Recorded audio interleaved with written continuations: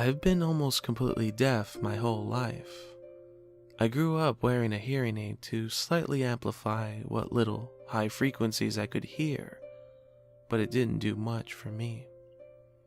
Now, before you start pitying me, let me tell you that my life has actually been pretty great. Well, pretty great until now. I have an awesome dad who's always supported me, and an older brother and sister that would do anything for me. My mother died while giving birth to me. However, I don't think she ever really left this earth. What I mean is, every night for the last 10 years, I've seen my mother.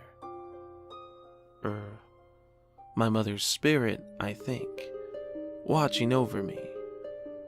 While many would probably freak out seeing a spirit in their room at night, trust me, I did at first. She's actually been a great source of comfort for me. Until last night. I first saw her when I was 10 years old. While in many schools, children could be so brutal to deaf kids. I was blessed with a great group of friends that didn't see me any different for being deaf. But as the story of youth goes, there's always someone that wants to rain on your parade. His name was Jake. Jake was about twice the size of any other kid in our grade and had a red-hot temper that was ready to go at the drop of a dime. For whatever reason that I could never quite put my finger on, Jake hated me.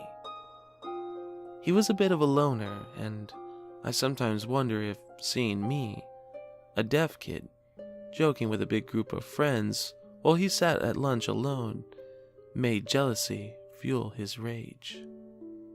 Or maybe he was just an asshole. Take your pick. Whatever it was, Jake had it in for me. It started as the occasional shoulder check or titty twister and escalated to random lunch money shakedowns. This was super frustrating, but even at 10, I knew nothing good would come from fighting back against a kid of Jake's size. I took my dad's advice and didn't let it get to me. This did nothing but fuel Jake's rage further. It all came to head when I accidentally bumped into Jake during recess while getting down on some Pokemon on my DS. Jake, seeing this as a direct threat to his boyhood, decided to deck me so hard that I hit the ground and my hearing aid and DS hit the floor. In a daze, I watched Jake stroll over to my hearing aid and DS and crush them with a crazed smile. At this point, I did what any kid would. I cried. I cried to the teachers that came to help. I cried to the principals that investigated us and suspended Jake. And I cried to my dad until he put me to bed. I just couldn't understand why anyone would want to be so cruel to another human. That night, I awoke to a glow illuminating my room. I turned over to see what was causing the glow, and almost lost my shit. At the foot of my bed stood a glowing apparition of a beautiful middle-aged woman. My first reaction was shock, panic, and fear. But as I assessed the situation further, I wasn't so sure that she was a threat. Something about her smile, her kind eyes, the way she looked at me, it filled me with warmth and security. I knew I had seen this face before, in the pictures of my mother.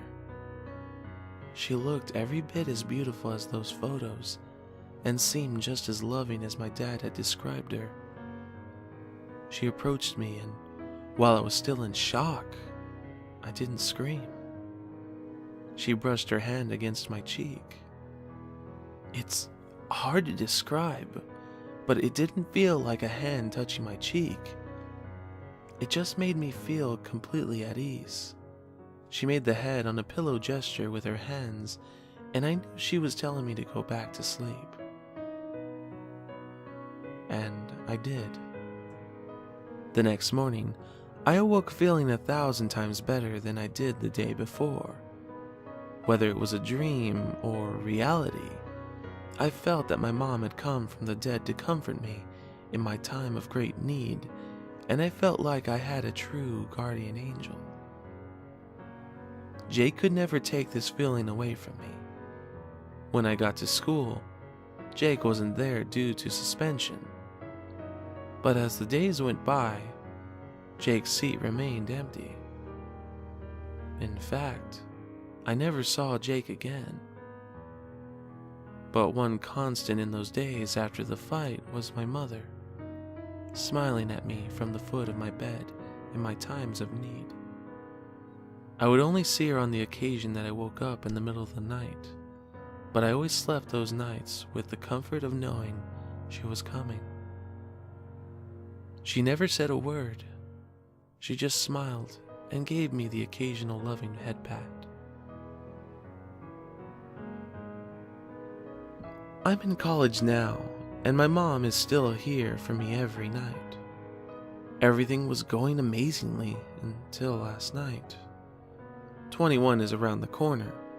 I had a beautiful girlfriend, and I was crushing it in school. To top it all off, I had recently been elected by my campus's research program to receive a groundbreaking implant surgery that would allow me to hear again, free of charge. While experimental, the surgery and implant had a very high success rate among previous recipients to greatly increase hearing in people like myself. They estimated that my hearing would increase from around 7% of the average human hearing spectrum to about 73%, which is jaw-dropping. I'm sure you've seen the video of a woman crying tears of joy upon hearing a human voice for the first time. Yeah, that was me yesterday. It was absolutely incredible actually hearing what people had to say without lip reading, experiencing the uniqueness of everyone's voice, and hearing my voice for the first time was an exhilarating feeling that I'll never forget. Really need to work on the enunciation now, though. Hearing Beethoven for the first time, I almost creamed myself. My girlfriend, Joy, was supposed to be there after the surgery, but we had gotten into a huge fight the night before over some texts I had exchanged with a girl in one of my classes. The texts were nothing, but Joy ended the conversation by telling me that she wasn't sure our relationship was going to work out and left in a storm. To be honest, I was completely heartbroken, but in that moment after surgery, I couldn't think of anything other than the beauty of sound. Nighttime came and I hadn't heard from Joy all day, which really crushed me as she knew how important this surgery was for me. But before I went to bed, I sent her a text letting her know that I wanted to work through this and that I missed her so much. I promptly went to sleep. In the middle of the night, I woke up to my mother's familiar smile and glow, but I noticed a new sensation. I could hear her voice. Her voice. My heart and mind were racing. Had she been speaking to me all these years, with my deafness being the barrier? My excitement quickly turned to horror as I realized the words that were hidden in her low, guttural whisper.